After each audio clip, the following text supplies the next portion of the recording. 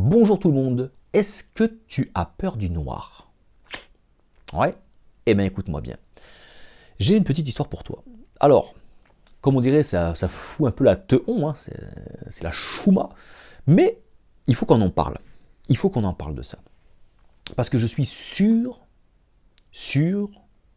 que derrière les écrans là, il y a des gens qui vont dire «Ah, ça parle de moi. J'ose pas en parler, mais c'est quand même bien, lui il en parle.»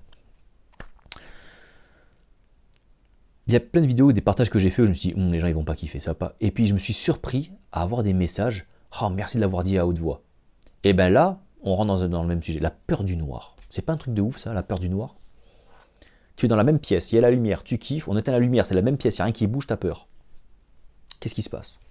Alors, je vais pas faire le psychanalyse de pourquoi la peur du noir, et qu'est-ce que ça représente dans ta vie, dans ton enfance, toi. Ah, je vais te parler d'un truc concret, d'une expérience concrète. Avant, je pouvais m'endormir dans le noir sans problème. Je rencontre Dieu, je fais une expérience, je n'arrive pas à dormir dans le noir. Peur de, je sais pas, peur de démons. Après, il y a tout le folklore religieux qui vient derrière, tu vois, donc, toi, le milieu pentecôtiste, parfois ça part comment dire, pas dans des délires, c'est pas des délires, mais dans une compréhension, voilà, que je n'ai plus aujourd'hui, mais voilà, on va te parler de démons, la puissance du mal et le péché, le diable et Satan. Et toi, tu rencontres des chrétiens qui sont un peu dans le même délire, qui te racontent des histoires de ouf. Et c'est comme les films. C'est comme quand tu regardes un film d'horreur le soir, les 2 nuits qui suivent, tu kiffes pas trop de dormir dans le noir, tu vois. Mais après, tu oublies et c'est bon. Le problème, c'est que quand tu baignes là-dedans tous les jours, c'est tous les jours que tu regardes un film d'horreur. Et c'est tous les jours que t'es pas tranquille. Et moi, je suis persuadé, je le sais, il y en a plein. Alors, je vais m'adresser peut-être plus aux chrétiens, mais je pense que même si t'es pas chrétien, peut-être que avec d'autres images, dans un autre contexte religieux, spirituel, tu vas retrouver les mêmes choses. Tu as cette peur du noir, tu as cette peur que dans le noir, des choses s'approchent de toi que tu maîtrises pas. C'est dans le noir, tu maîtrises pas, parce que tu ne vois pas. Donc tu ne maîtrises pas les choses. Et donc, alors même si je ne vais pas faire de psychanalyse, il y a cette notion de contrôle. Tu vois, il y a de la lumière, je contrôle. Je peux contrôler, je peux voir ce qui va, ce qui ne va pas. J'éteins la lumière, je ne peux plus. Je ne peux plus contrôler. Et c'est là le problème. Et moi, j'étais là-dedans. Pendant des années, je dormais uniquement avec la télé. Il me fallait obligatoirement la télé pour m'endormir. Quand j'avais mes grosses périodes de gros troubles anxieux, c'était pour changer les idées, changer les pensées. Et ensuite, c'était parce que j'avais de la lumière. Donc ça me permettait de m'endormir. Donc j'avais plus forcément d'anxiété, ça allait mieux, mais il me fallait quand même encore de la lumière, de l'activité autour de moi pour pouvoir m'endormir. Je te le dis clairement, dormir avec la télé, sommeil de merde. Ah. Dans la vidéo précédente, ou dans une des précédentes vidéos, je t'ai parlé, ou dans la prochaine vidéo, je te parlerai de ça, parce que je sais pas dans quelle heure je vais les publier encore, mais quand on parle de sommeil, de qualité de sommeil, il y a ça aussi. Bon bref. Eh bien, il y a quelques semaines, je me suis aperçu que ça faisait pratiquement 1 an, maintenant, que je ne peux dormir que dans le noir maintenant. C'est l'inverse. Je ne peux dormir que dans le noir. Et je dors bien. Tu vois, c'est... Et qu'est-ce qui s'est passé? Eh bien, j'en sais rien. C'est que pendant des années, hein, impossible de m'endormir dans le noir. Et là, comme ça, j'ai envie de dire, pouf, c'est l'inverse. Impossible de ne pas m'endormir dans le noir. Et je pense, ce qu'on peut expliquer, alors moi l'intériorité, et ça a été le moyen qui a permis de saisir, je pense, des choses, qui a permis que j'incarne certaines réalités, même de façon inconsciente, tu vois, qui me permettent aujourd'hui de m'endormir paisiblement dans le noir. Et même quand je me monte un petit... Il y a quelques nuits, je me suis dit, c'est marrant, j'arrive à m'endormir dans le noir. Donc du coup, je suis dans mon lit, dans le noir complet. Et je me dis, mais j'ai plus peur de ça. Et en me disant ça, forcément, je me refais mes films d'avant. Avec l'espèce de diable qui arrive le long du lit, des choses comme ça. Et ça... Mais... ça marche plus. J'ai plus peur. J'ai plus cette montée de chaleur dans le corps, tu sais, où tu sais, le pied qui traîne, le pied qui sort de la couette, tu le ramènes, tu remontes la couette un petit peu. Il fait chaud, mais c'est pas grave, c'est pas grave. Tu vois, il n'y a plus. Je peux dormir les pieds qui dépassent de la couette. J'ai plus peur qu'y aller. On les connaît tous, ces trouilles-là. Elle y est plus. Je ne sais pas si j'ai des explications concrètes, mais je vais donner des pistes de réflexion que j'ai pour expliquer comment ça s'est fait, pourquoi, et comment toi ça peut t'aider, comment tu pourrais saisir ces choses-là. Je pense que dans la pratique de l'intériorité, forcément, tu entres dans une espèce de dimension. Quand je parle de dimension, tu ne fais pas un voyage astral, tu entres dans un état de conscience, de compréhension, dans lesquels, en tout cas, ou dans un lieu.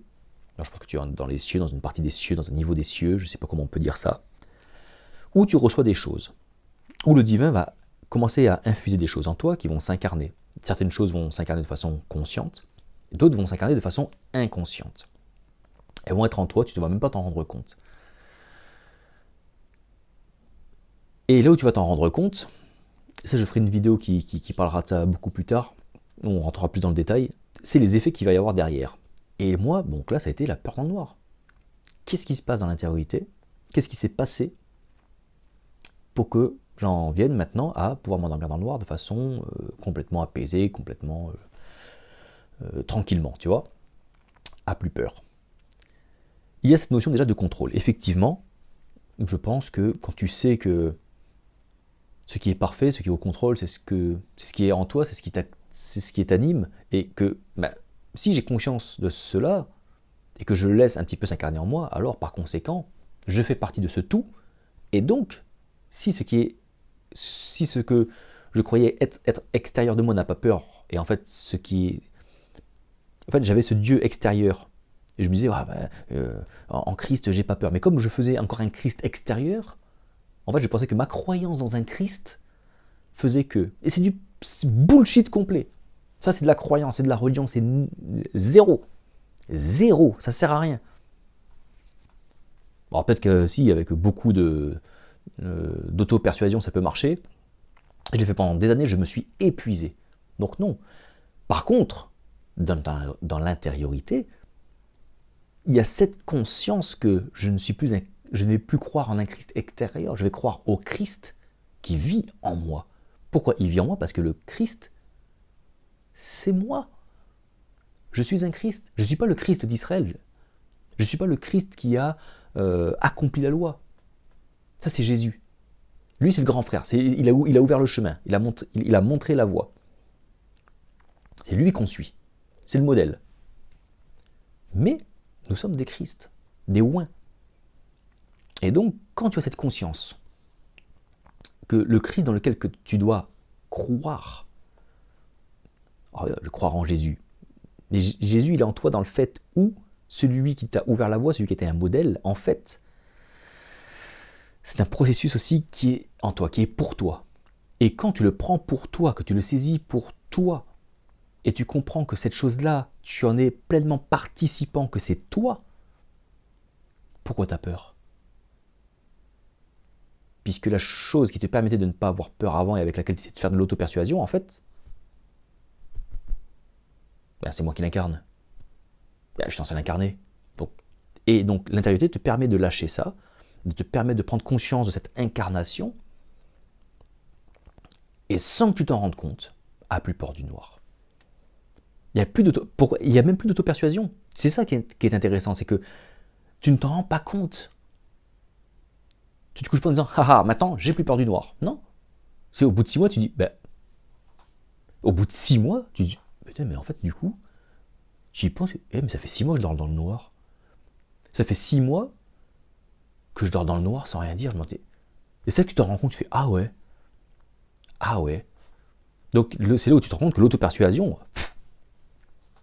ne vaut plus rien. Tu l'incarnes la chose. Le processus se fait de vie. C'est de la vie. Tu le vis, tu l'incarnes, sans y être pour quoi que ce soit. Et c'est là où tu vois que tu y es pour rien, ça prend forme. Comme ça. La prise de conscience, c'est le fait de savoir ces choses-là.